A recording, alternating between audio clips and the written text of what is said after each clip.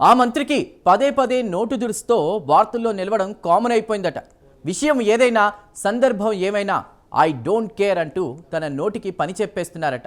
ఆయన చేసిన వ్యాఖ్యలు అటు తిరిగి ఇటు తిరిగి గాంధీ భవన్లోకి వచ్చి చేరుతున్నాయట.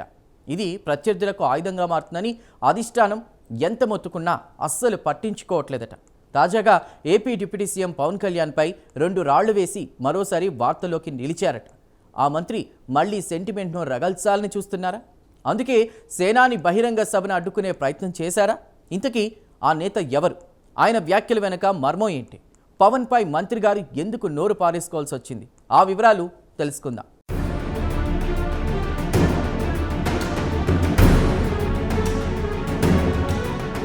తెలంగాణ రాజకీయాల్లో మరోసారి మంత్రి పొన్నం ప్రభాకర్ చేసిన వ్యాఖ్యలు చర్చనీయాంశంగా మారాయి. ఏపీ డిప్యూటీ సీఎం పవన్ని ఉద్దేశించి ఆయన చేసిన వ్యాఖ్యలు దుమారం రేపుతున్నాయి. అయితే ఇది కేవలం ఒకరోజు జరిగిన సంఘటన కాదు. పొన్నం ప్రభాకర్ రాజకీయ ప్రయాణంలో తరచూ కనిపిస్తున్న నోటి దురుసు మరోసారి బయటపడిందనే విమర్శలు వినిపిస్తున్నాయి.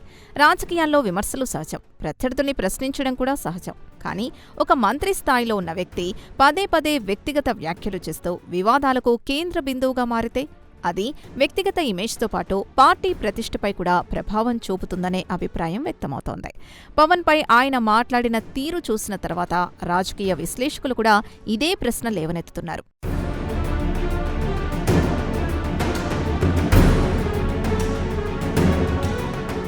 కంట్లో రాయి తీయలేనుడు ఏట్లో రాయి తీస్తాడట. ఏపీకి వెళ్లి ఏమైనా చేయగలిగితే అక్కడ చేయి. తెలంగాణ కోసం 11 రోజులు అన్నం తినలేదని చెప్పే వ్యక్తి అంటూ లిమిట్స్ దాటారు. మంత్రి చేసిన వివాదాస్పద వ్యాఖ్యలు ఇప్పుడు సోషల్ మీడియాలో వైరల్ అవుతున్నాయి. అసలు పవన్ తెలంగాణలో సభ పెట్టడం, తెలంగాణపై మాట్లాడడం రాజకీయంగా విమర్శించవచ్చు. కానీ ఆ విమర్శ వ్యక్తిగత దూషణ స్థాయికి వెళ్లాల్సిన అవసరం ఏమొచ్చిందనే ప్రశ్నలు వినిపిస్తున్నాయి.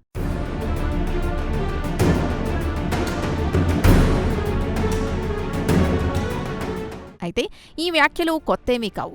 గతంలో కూడా పొన్నం అనేక సందర్భాల్లో తన నోటి దురుసుతో వార్తల్లో నిలిచారు. తన సహచర మంత్రి అడ్లూరి లక్ష్మణ్పై చేసిన వ్యాఖ్యలు అప్పట్లో వివాదానికి దారితీశాయి. ఒక మంత్రిని మరో మంత్రి బహిరంగంగా అవమానించే స్థాయిలో మాట్లాడడంపై కాంగ్రెస్ శ్రేణుల నుంచే అసంతృప్తి వ్యక్తమైంది. ఆ తర్వాత బండి భగీరథ వ్యవహారంలో చేసిన వ్యాఖ్యలు కూడా విమర్శలకు దారితీశాయి. ఇప్పుడు పవన్పై చేసిన వ్యాఖ్యలు ఆ జాబితాలో మరో అధ్యాయంగా చేరిపోయాయి.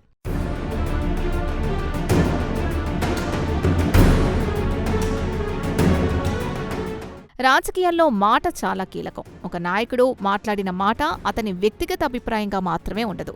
ముఖ్యంగా మంత్రి మాట్లాడితే అది ప్రభుత్వ వైఖరిగా ప్రజల్లోకి వెళ్లే ఛాన్స్ ఉంటుంది. అందుకే పదవులు పెరిగే కొద్దీ బాధ్యత కూడా పెరుగుతుంది. కానీ పొన్నం విషయంలో మాత్రం ప్రతి వివాదం తర్వాత కూడా అదే తీరు కొనసాగుతూ ఉండడం ఇప్పుడు కాంగ్రెస్కి తలనొప్పిగా మారిందనే చర్చ జరుగుతోంది. ప్రస్తుతం కాంగ్రెస్ ప్రభుత్వం ప్రజల్లోకి తీసుకెళ్లాల్సిన అంశాలు ఎన్నో ఉన్నాయి. రైతు సమస్యలున్నాయి, ధాన్యం కొనుగోలు ఇబ్బందులున్నాయి, నిరుద్యోగ యువత ఆశలున్నాయి, అభివృద్ధి కార్యక్రమాల ప్రచారం ఉంది. కానీ ఇవన్నీ పక్కకు పెట్టి ఇప్పుడు ప్రజల్లో చర్చ జరుగుతోంది మాత్రం వ్యాఖ్యల గురించే. అంటే ప్రభుత్వం పనితీరుపై చర్చ జరగాల్సిన చోట మంత్రి భాషపై చర్చ జరుగుతోందన్నమాట.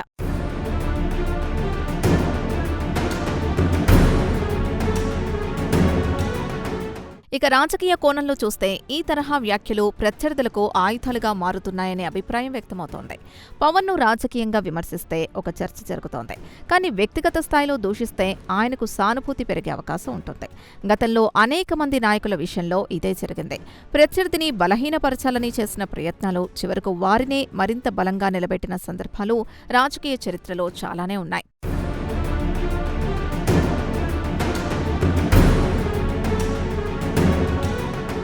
మరోవైపు తెలంగాణ ఉద్యమం పేరు తీసుకొచ్చి మాట్లాడడం కూడా ఇప్పుడు కొత్త చర్చకు దారితీస్తోంది. తెలంగాణ కోసం ఎవరెంత చేశారు అనే అంశంపై రాజకీయ పార్టీలు తమ తమ వాదనలు వినిపించుకోవచ్చు. కానీ ఆ పేరుతో వ్యక్తిగత అవమానాలు చేయడం ప్రజలకు ఎంతవరకు నచ్చుతుంది అనేది కూడా ప్రశ్నగానే మిగులుతోంది.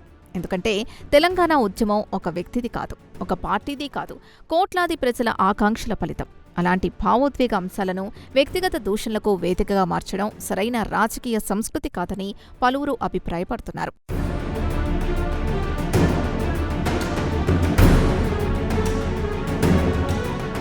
ఇప్పుడు కాంగ్రెస్ పార్టీ ముందున్న అసలు సవాలు ప్రత్యర్థుల్ని ఎదుర్కోవడం కాదు, సొంత నాయకుల వ్యాఖ్యల వల్ల కలిగే నష్టాల్ని నియంత్రించడమే అన్న అభిప్రాయం కూడా వినిపిస్తోంది. ఎందుకంటే ప్రతిసారి పొన్నం ప్రభాకర్ మాట్లాడినప్పుడు రాజకీయ ప్రత్యర్థుల కంటే ముందు సోషల్ మీడియాలో కాంగ్రెస్ పార్టీనే ట్రోల్ అవుతోందనే పరిస్థితి కనిపిస్తోంది. ఒక మంత్రి చేసిన వ్యాఖ్యలు మొత్తం పార్టీపైనే ముద్ర వేస్తున్నాయి.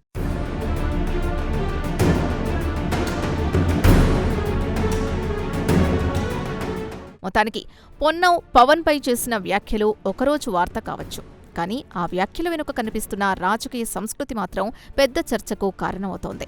ప్రత్యర్థుల్ని విమర్శించడం రాజకీయాల్లో భాగమే, కానీ పదే పదే నోటి దురుసుతో వార్తల్లో నిలవడం వల్ల వ్యక్తిగతంగా పొన్నంకు ఎంత ప్రయోజనం కలుగుతుందో తెలియంది కాదు. కాంగ్రెస్ ప్రతిష్ఠ మాత్రం గంగపాలవుతోందనే విమర్శలొస్తున్నాయి. ఒకప్పుడు ప్రజా సమస్యలపై మాట్లాడే నాయకుడిగా గుర్తింపు పొందిన పొన్నం ప్రభాకర్ ఇప్పుడు వివాదాస్పద వ్యాఖ్యలతోనే ఎక్కువగా వార్తల్లో నిలవడం యాదృచ్ఛికమా లేక రాజకీయ వ్యూహమా అన్నది పక్కన పెడతాయి. ఆయన ప్రతి వ్యాఖ్య తర్వాత వినిపిస్తున్న ప్రశ్న మాత్రం ఒకటే: ప్రత్యర్థులపై విసురుతున్న ప్రతి రాయి తిరిగొచ్చి పార్టీ అద్దాల్ని పగలగొట్టి చివరకు కాంగ్రెస్ పార్టీ ప్రతిష్టనే గాయపరుస్తున్నాయా? ఇదే ఇప్పుడు తెరచాటు రాజకీయ వర్గాల్లో జరుగుతున్న అసలు చర్చ. మరి మంత్రి పొన్నం తన నోటిని అదుపులో పెట్టుకుంటారా, మాటల్ని పొదుపుగా వాడతారా లేదా అన్నది వేచి చూడాలి.